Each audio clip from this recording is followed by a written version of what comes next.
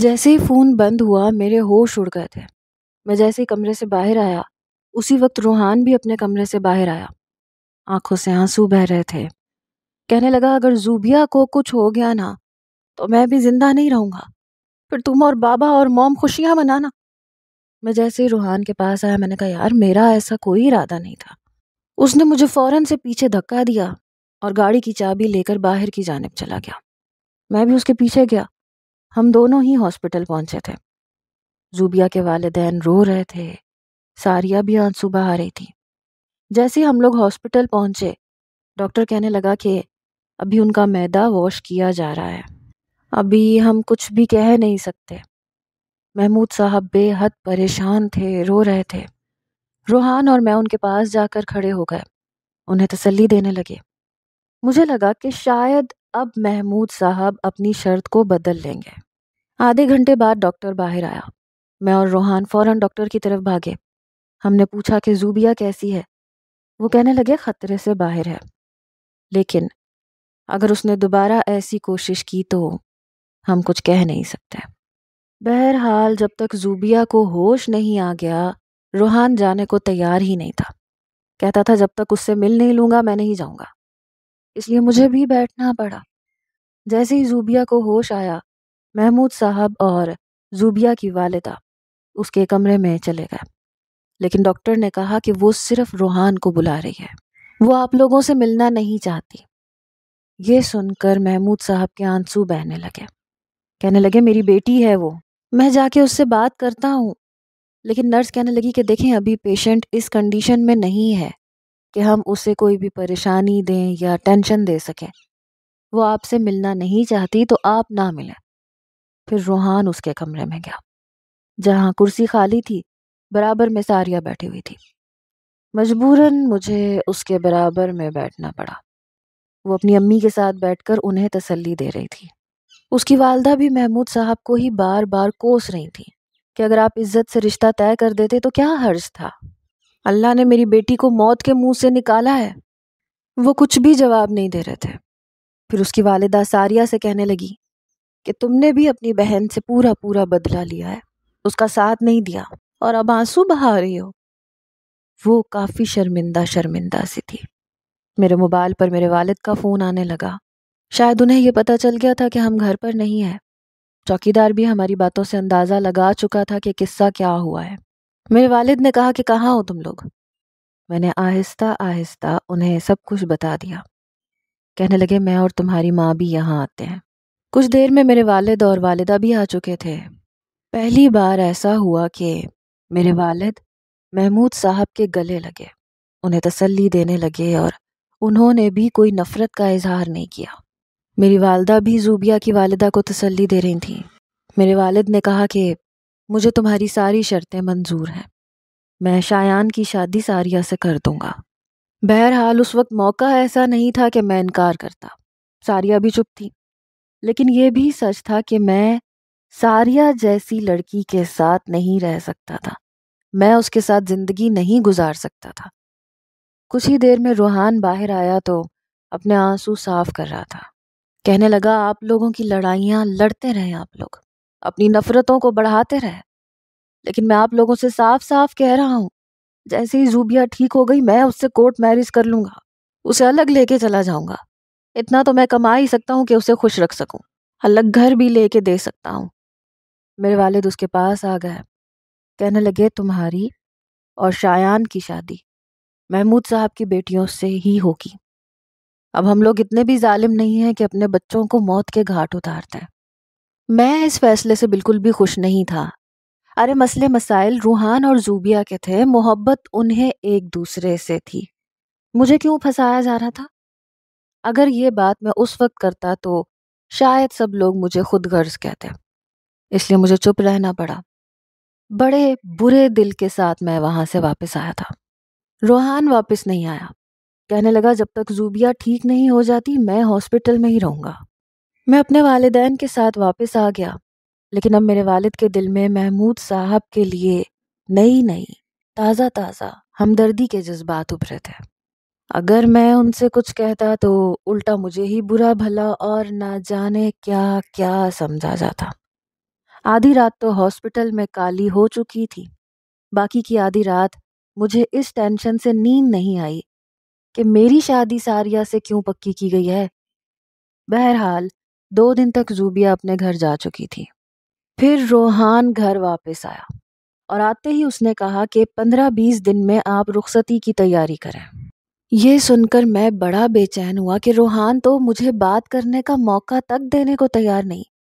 اتنی آنن فانن شادی تھی یا مذاق تھا؟ چلو روحان تو پھر بابا کے آفس میں جاتا تھا، کام کرتا تھا۔ میں نے تو ابھی یونیورسٹی کو خیر آباد کہا تھا۔ میرا ارادہ تھا 2 مہینے مری، ایبٹ آباد، کاغان، سیف الملوک گھوم پھر کے انجوائے کروں گا، پھر بابا کے آفس میں جاؤں گا۔ لیکن یہاں تو شادی کی تیاریوں کی بات ہو رہی تھی۔ شادی کا مطلب تو ذمہ داری، اور ذمہ داری کا مطلب تھا آفس۔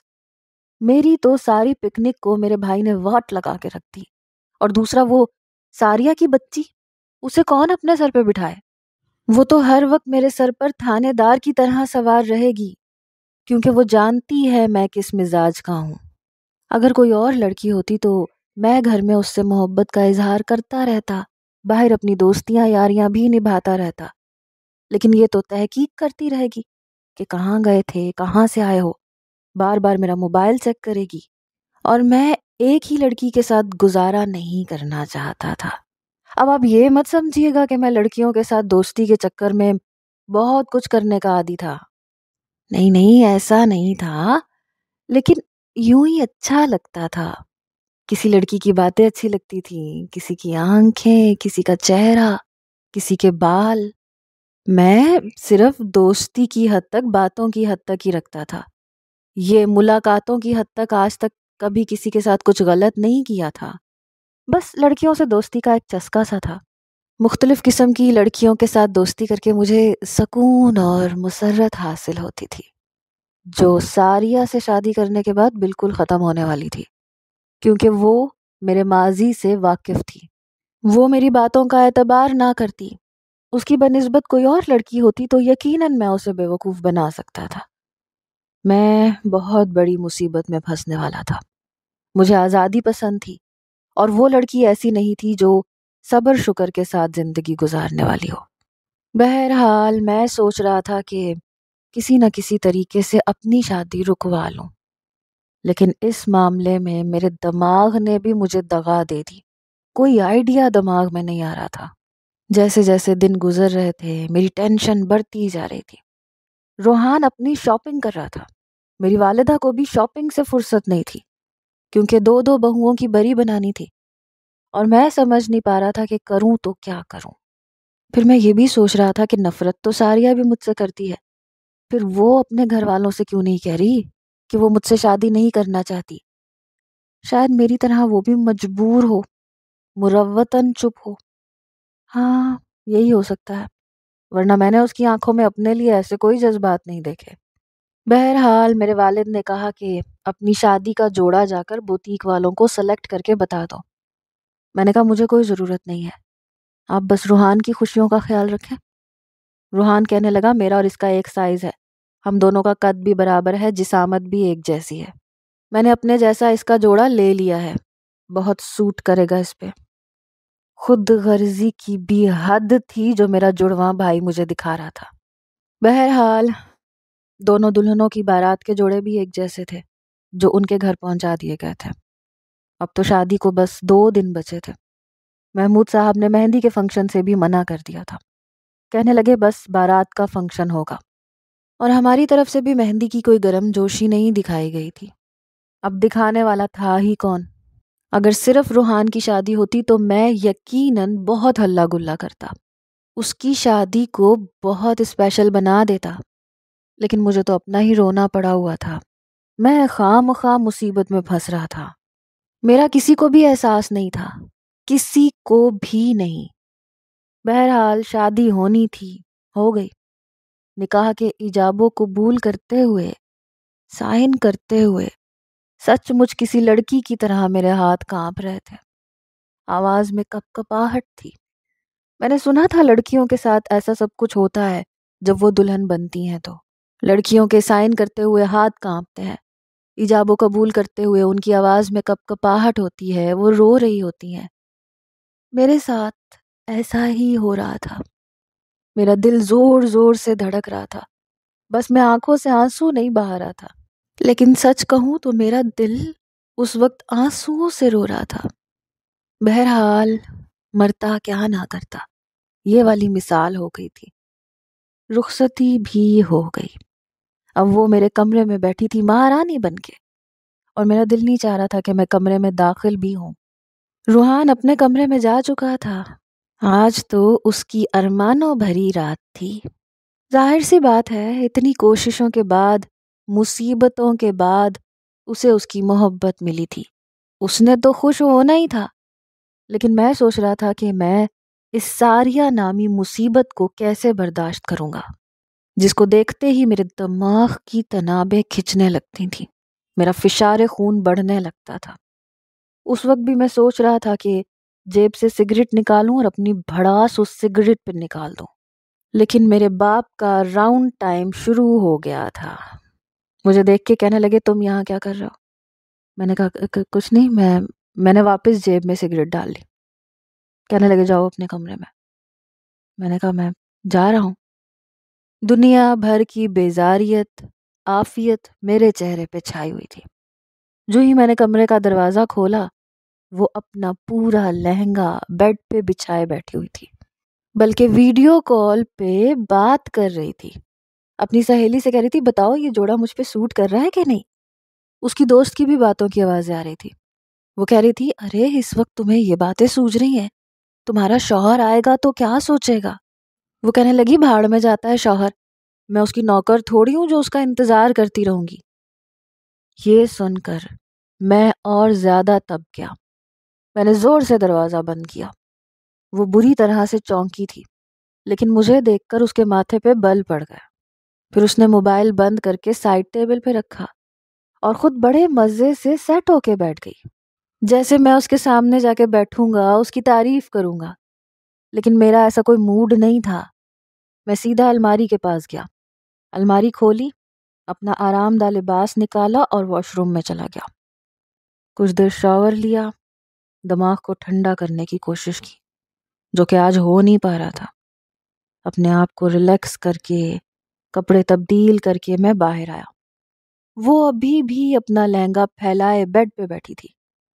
میں نے ہاتھ سے اس کا لہنگا بری طرح سے پیچھے کیا، پھر اپنا تکیہ درست کیا اور بیڈ پہ بیٹھ گیا۔ کہنے لگی یہ کیا بدتمیزی ہے؟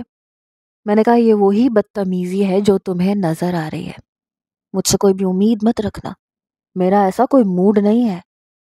کہنے لگی تو میں کون سا مری جا رہی ہوں کہ تم یہاں پہ آؤ اور میری تعریف میں زمین و آسمان ایک کرو۔ میں نے بھی کس دل سے یہ شادی کی ہے یہ میں جانتی ہوں، صرف اپنی بہن کی وجہ سے۔ میں نے کہا میں نے بھی روحان کی وجہ سے ہی یہ سب کچھ برداشت کیا ہے۔ بہرحال شاباش، میرے بیڈ سے اٹھو، جا کے اپنے کپڑے تبدیل کرو اور سامنے صوفے پہ جا کے سو۔ وہ کہنے لگی میں کیوں صوفے پہ سوؤں، میں تو بیڈ پہ سوؤں گی۔ ویسے بھی اب جو ہونا تھا وہ ہو گیا ہے، اور تمہاری بیوی بننے کے بعد اب یہ کمرہ میرا بھی ہے اور بیڈ بھی میرے باپ نے مجھے جہیز میں دیا ہے، اس لیے بیڈ پر میرا حق زیادہ ہے، بلکہ سمجھو تو میرا ہی حق ہے۔ آتے ہی اس نے اپنے لائے ہوئے جہیز کا تانا مجھے دے دیا۔ مجھے اس کی بات سن کے بڑا غصہ آیا۔ میں نے کہا یہ کمرہ تمہارے باپ نے نہیں دیا، شاباش اٹھاؤ اپنا بوریا بستر اور نکلو یہاں سے۔ میرے پہلے کا فرنیچر تمہارے پھٹیچر فرنیچر سے کہیں گنا زیادہ اچھا تھا۔ میری بات سن کے وہ تپ گئی، آنکھیں پھاڑے پھاڑے غصے سے مجھے دیکھنے لگی، پھر کھڑی ہوئی، اپنا لہنگا سنبھالتے ہوئے میرے پاس آ گئی۔ میں تب تک تکیہ درست کر کے لیٹنے ہی والا تھا۔ کہنے لگی میں باہر جا کے تمہارے ماں باپ کو سب کچھ بتا دوں گی، بلکہ ابھی میں کرتی ہوں اپنے بابا کو فون، کہتی ہوں کہ اس نے اپنی اوقات مجھے پہلی رات ہی دکھانی شروع کر دی ہے۔ ایک تو محمود صاحب نے مجھ سے نکاح نامے کے ساتھ ساتھ ایک اور سٹیمپ پیپر پر بھی سائن کروایا تھا کہ میں اس کی اس سر پھری بیٹی کو کچھ کہہ نہیں سکتا اور نہ اس کے ساتھ کچھ کر سکتا ہوں، اور دوسرا حق مہر بھی روحان کے حق مہر سے کئی گنا زیادہ لکھا تھا۔ کیونکہ انہیں لگتا تھا کہ شادی کے بعد میں ان کی بیٹی کے ساتھ نہ جانے کون سا سلوک کروں گا اور کیا نہیں کروں گا ان کے ساتھ۔ بہرحال میں غصے میں تھا۔ پھر میں نے اپنا تکیہ اٹھایا، جا کے صوفے پہ زور سے تکیہ پھینکا اور لیٹ گیا۔ کہنے لگی یہ مت سمجھنا کہ میں تم سے دب کے رہوں گی۔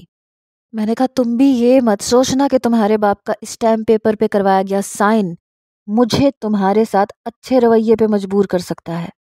میں جیسا ہوں میں ویسا رہوں گا، جو پہلے کرتا تھا اب بھی وہی کروں گا، تم کسی ڈاؤٹ میں مت رہنا۔ کہنے لگی میں بھی دیکھتی ہوں۔ یہ کہہ کر وہ الماری کے پاس گئی، الماری زور سے کھولی، اپنے کپڑے نکالے اور پھر دھڑام سے الماری کا دروازہ بند کیا۔ میرا جی چاہ رہا تھا اس لڑکی کا گلا دبا کے آج ہی اس کا کام تمام کر دوں۔ بہرحال وہ کچھ دیر میں ایک سادے لباس میں آ کے بیڈ پہ لیٹ گئی اور کمبل لے کے سو گئی۔ میں غصے کے مارے یہ تو بھول ہی گیا تھا کہ یہ دسمبر کی آخری راتیں تھیں۔ کمرے میں اس وقت اچھی خاصی ٹھنڈ تھی۔ وہ تو نوابزادی کمبل میں بڑے مزے سے سو رہی تھی اور میں سردی کے مارے کانپ رہا تھا۔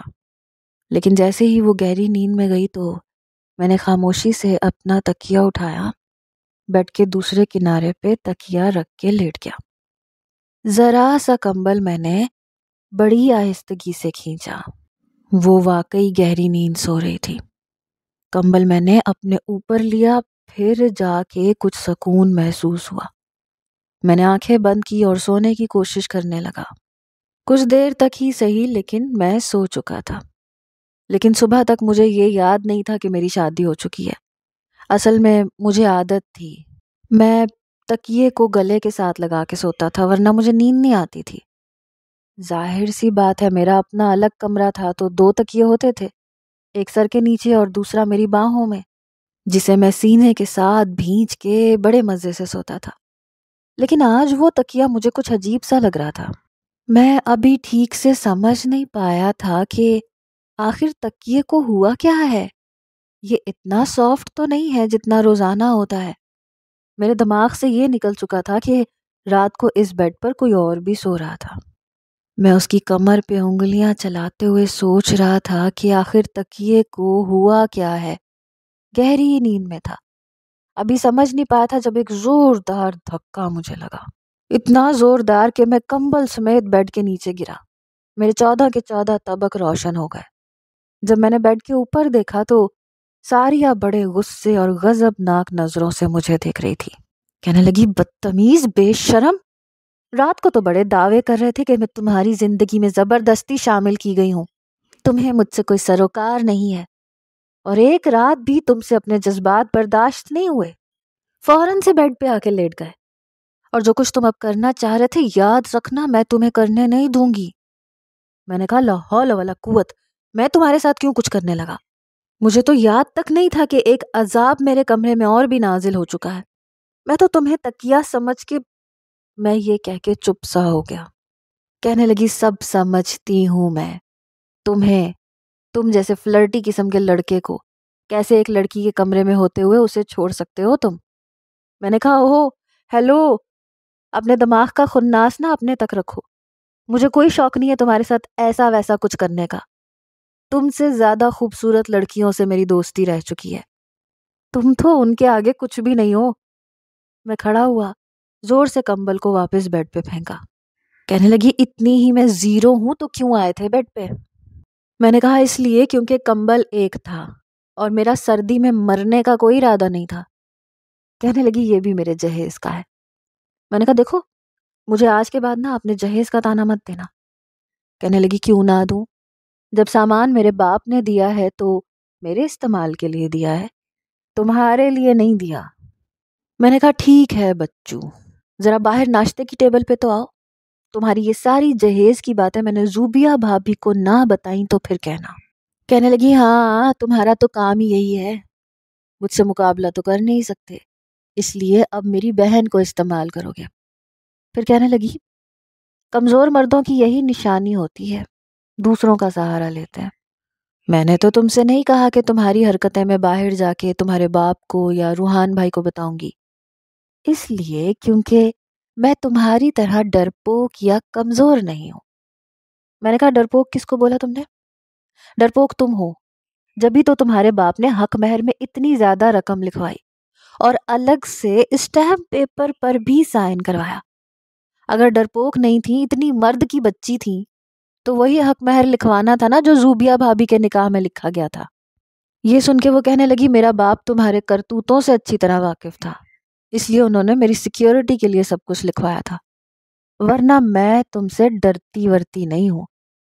بہرحال میں اس سے بحث نہیں کرنا چاہتا تھا، اس لیے نہا دھو کے سفید شلوار قمیض پہنی اور کمرے سے باہر نکل گیا۔ لیکن مجھے نہیں پتا تھا کہ جب وہ کمرے سے باہر آئے گی تو ایک تماشا کھڑا کر دے گی۔ جب میں باہر گیا تو روحان اور زوبیہ ناشتے کی ٹیبل پہ بیٹھے تھے۔ میری والدہ ملازمہ کے ساتھ ناشتہ لگوا رہی تھی۔ میں بھی جا کے بیٹھ گیا۔ زوبیہ بھابھی کہنے لگی ساریہ نہیں آئی؟ میں نے کہا تیار ہو رہی ہے، آتی ہوگی بھی۔ میں نے بڑے نارمل سے انداز میں بات کی تھی۔ کچھ ہی دیر میں ساریہ تیار ہو کے باہر آ گئی، میرے برابر میں بیٹھ گئی۔ زوبیہ کہنے لگی یہ دیکھو ساریہ، یہ مجھے روحان نے منہ دکھائی میں دیا ہے۔ وہ اپنے ہاتھ میں پہنا کنگن دکھا رہی تھی، پھر اس کی خالی کلائی دیکھ کے کہنے لگی تمہیں شایان نے منہ دکھائی میں کیا دیا؟ کہنے لگی یہ تو اپنے دیور سے پوچھ لو۔ یہ کہہ کے اس نے چائے کا فلاسک پکڑا اور اپنے کپ میں چائے ڈالنے لگی۔ روحان مجھے دیکھ رہا تھا، میرے والدین بھی مجھے دیکھ رہے تھے۔ مجھے تو یاد ہی نہیں تھا کہ منہ دکھائی بھی دینی ہوتی ہے۔ میں نظریں چرا کے اپنا ناشتہ کرنے لگا۔ زوبیہ بھی مجھے عجیب نظروں سے دیکھ رہی تھی۔ میرے والد کہنے لگے ناشتہ کرنے کے بعد تم ذرا میرے کمرے میں آؤ۔ میں نے کہا چلو جی۔ اس فسادی لڑکی نے آتے ہی فساد شروع کروا دیا۔ سائڈ ٹیبل کے دراز پہ رکھی تھی منہ دکھائی کی انگوٹھی، پہن لیتی۔ میری کون سی دلی خواہش پوری ہوئی تھی جو میں اسے انگوٹھی پہناتا۔ ناشتہ کرنے کے بعد جب میں اپنے والد کے کمرے میں گیا تو وہ کہنے لگے دیکھو شادی تمہاری ہو چکی ہے اور میں نہیں چاہتا کہ تمہاری وجہ سے مزید کوئی تماشا لگے یا محمود کے اور ہمارے تعلقات پھر سے خراب ہوں۔ میں نے کہا ڈیڈ مجھے واقعی یاد نہیں رہا، پہنا دوں گا۔ اتنی سی بات کو بتا کے تماشا لگانے کی شاید اس کی عادت ہے، ورنہ یہ بات وہ کسی اور انداز سے بھی بتا سکتی تھی، لیکن وہ لڑکی خود ہی میرے ساتھ بسنا نہیں چاہتی۔ بہرحال پھر بھی میری طرف سے آپ کو شکایت نہیں ملے گی۔ یہ کہہ کے میں کمرے سے باہر آ گیا۔ ولیمہ بھی ایسے ہی گزرا، لیکن رات کو میں جان بوجھ کے بیڈ پہ لیٹ گیا اور کمبل بھی اوڑھ لیا۔ جب وہ واش روم سے چینج کر کے آئی تو مجھے دیکھ کے کہنے لگی یہاں کیا کر رہے ہو؟ چلو جاؤ صوفے پہ جا کے سو۔ میں نے کہا دیکھو میں کمبل کے بغیر نہیں سو سکتا، اور فی الحال صبح جو حرکت تم نے سب کے سامنے ناشتے پہ کی ہے، میں اپنی اماں سے کمبل نہیں مانگ سکتا، ورنہ وہ مجھ سے 100 سوال پوچھیں گی۔ کہنے لگی یہ میرا مسئلہ نہیں ہے۔ میں نے کہا تو ٹھیک ہے پھر ایک ہی کمبل شیئر کر لیتے ہیں۔ کہنے لگی جی نہیں، میرا ایسا کوئی موڈ نہیں ہے، اٹھو یہاں سے اور جاؤ صوفے پہ۔ میں نے کہا میں کیوں جاؤں، جتنا یہ تمہارا کمرہ ہے اتنا میرا بھی ہے، اور پھر میرے پیارے سے سسر جی نے اتنا بڑا بیڈ تمہیں سونے کے لیے تھوڑی دیا ہے، مجھے بھی دیا ہے، تو میں کیوں ان کی دی ہوئی چیز کی قدر نہ کروں؟ تمہیں سونا ہے تو یہیں سو جاؤ ورنہ صوفہ خالی ہے۔ یہ کہہ کے میں نے منہ تک کمبل اوڑھا، لیکن اس نے زور سے کمبل کھینچا اور کمبل لے کے تکیہ اٹھا کے صوفے پہ چلی گئی۔ میں نے کہا دیکھو یہ تم اچھا نہیں کر رہی ہو۔ کہنے لگی اپنے سسر کے بیڈ پہ چوڑے ہو کے سو جاؤ، میرے پاس آنے کی کوشش مت کرنا۔ میں بے حد پریشان ہو کے رہ گیا تھا۔ میں نے بیڈ کی چادر اپنے اوپر لے کے گزارا کیا۔ شادی گزرتے ہی میرے والد نے مجھے آفس جانے کے لیے کہا۔ کہنے لگے روحان اور زوبیہ ہنی مون پہ جا رہے ہیں، جیسے ہی وہ واپس آئیں گے پھر تم چلے جانا، لیکن ابھی تم آفس میں چلو، بہت سارے کام ہیں۔ بہرحال مجھے آفس جانا پڑا۔ روحان اور زوبیہ ولیمے کے 2 دن بعد اپنے ہنی مون ٹرپ پہ جا چکے تھے، اور ساریہ کا زیادہ تر وقت میرے گھر والوں کے ساتھ ہی گزرتا تھا، میری والدہ کے ساتھ۔ جب میں آتا تو سب کے سامنے بڑی اچھی بننے کی کوشش کرتی، میرے ہاتھ سے میرے آفس کا بیگ پکڑتی، کمرے میں لے جاتی، کھانا میرے سامنے رکھتی، لیکن جیسے ہی میں کمرے میں جاتا تو رضیہ سلطانہ بن جاتی تھی۔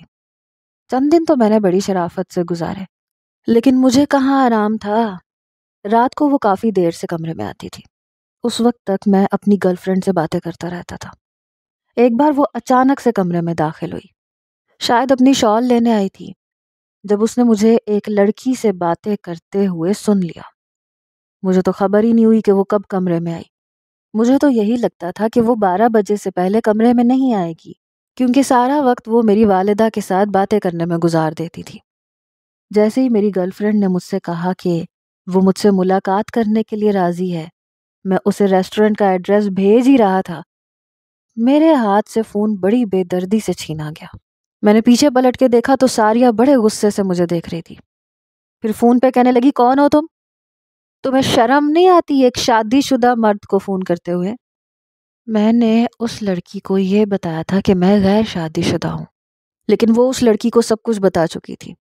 کہنے لگی، میرا شوہر تو ہے ہی فلرٹی، اس کی تو عادت ہے، لیکن تم تو عزت دار گھرانے کی لڑکی ہو، کیا تمہیں شرم نہیں آتی غیر مردوں سے باتیں کرتے ہوئے؟ دیکھو ایسے مرد نا کبھی بھی تم جیسی لڑکیوں سے شادی نہیں کرتے، بس اپنا ٹائم پاس کرتے ہیں۔ شادی یہ لوگ مجھ جیسی شریف لڑکیوں سے ہی کرتے ہیں۔ تمہیں پتہ ہے پورے 50 لاکھ میں نے حق مہر میں کیوں لکھوایا ہے؟ کیونکہ مجھے اس شخص کا بھروسہ ہی نہیں ہے، یہ کبھی بھی کہیں بھی منہ کالا کرنے کے لیے جا سکتا ہے۔ تم شریف گھرانے کی لڑکی لگتی ہو، اس لیے تمہیں کہہ رہی ہوں کہ اس کی باتوں میں دوبارہ آنے کی ضرورت نہیں ہے۔ تم نے اگر دوبارہ فون کیا تو میں تمہارے گھر تک پہنچ جاؤں گی، تمہارے والدین کو بھی بتا دوں گی۔ مجھے کوئی چھوٹی موٹی چیز مت سمجھنا۔ میں اس سے فون پکڑنے کی کوشش کرتا رہ گیا، لیکن کبھی وہ دائیں طرف چلی جاتی، کبھی بائیں طرف چلی جاتی۔ اس نے اپنی بات مکمل کر کے ہی فون میرے ہاتھ میں پکڑایا۔ میں نے کہا، تم میرے ہاتھوں مر جاؤ گی۔ مجھے بڑا غصہ آیا تھا، کیونکہ اس بار جس لڑکی سے میری دوستی ہوئی تھی وہ بے حد خوبصورت تھی۔ ابھی تو میں نے اس کے ساتھ وقت بھی نہیں گزارا تھا، باتیں بھی نہیں کی تھیں، لیکن اس نے میرا پتہ صاف کر دیا۔ کہنے لگی، آئندہ اگر میں نے تمہیں ایسی گھٹیا حرکت کرتے دیکھا نا تو یاد رکھنا تمہارا تماشا بنا کے رکھ دوں گی۔ میں نے کہا، کیا کرو گی تم؟ کہنے لگی، ابھی بتاتی ہوں، جا کے تمہاری ساری کہانی تمہارے ماں باپ کو بتاتی ہوں کہ آپ کا بیٹا یہ حرکتیں کرتا ہے۔ اس سے پہلے کہ وہ باہر جاتی میں نے اس کا بازو پکڑا۔ میں نے کہا، تم تو کہہ رہی تھی کہ تم اکیلی کافی ہو، اب بیچ میں ماں باپ کو کیوں لے کے آ رہے ہو؟ میرے ساتھ بات کرو نا۔ دیکھو سچ یہ ہے، نہ میں تمہارے ساتھ زندگی گزارنا چاہتا ہوں، نہ تم میرے ساتھ، اور میں اس طرح کا زبردستی کا رشتہ نہیں نبھانا چاہتا۔ تم بھی کسی اور لڑکے سے بات کر سکتی ہو، مجھے کوئی اعتراض نہیں ہوگا۔ جیسے ہی زوبیہ اور روحان کا معاملہ کچھ ٹھنڈا ہوگا تو تم بے شک مجھ سے خلا لے لینا۔ کہنے لگی، میں خلا کیوں لوں؟ تمہیں زیادہ تکلیف ہے تو تم طلاق دے دو۔ میں نے کہا، میں ضرور دے دیتا اگر تمہارے باپ نے 50 لاکھ کا حق مہر نہ لکھوایا ہوتا۔ اب دیکھو اتنے پیسے تو میرے پاس نہیں ہیں، اور اتنے پیسے ذاتی طور پہ کماتے کماتے تو میری آدھی عمر تو گزر ہی جائے گی۔ وہ کہنے لگی، میں انتظار کر لیتی ہوں، جب تمہارے پاس پیسے ہوں گے تو تم مجھے طلاق دے دینا۔ اور رہ گئی لڑکوں سے بات کرنے کی بات، تو میں تمہاری طرح بے غیرت نہیں ہوں، نہ میں بے شرم ہوں۔ میں نے بے شک تم سے شادی اپنی بہن کی وجہ سے کی تھی، لیکن یہ کہہ کے وہ چپ ہو گئی۔ میں نے کہا، لیکن کیا؟ کہنے لگی، کچھ نہیں۔ مجھ سے ہاتھ چھڑوا کر وہ واپس جا چکی تھی۔ میں اس کی اس بات پر سوچنے پر مجبور ہو گیا کہ آخر چکر کیا ہے؟ کہیں یہ لڑکی میرے ساتھ ساری زندگی گلے کا توق بننے کے بارے میں تو نہیں سوچ رہی؟ میں سوچ چکا تھا کہ جلد از جلد اس سے اپنا پیچھا چھڑوا لوں گا، لیکن میں نہیں جانتا تھا کہ جیسے ہی روحان اور زوبیہ ہنی مون سے واپس آئیں گے تو میرا باپ اگلے ہی روز میرے ہنی مون کے لیے ٹکٹ کٹوا دے گا۔ اور گڑبڑ ساری ہنی مون پہ ہوئی، کیونکہ ان حسین وادیوں میں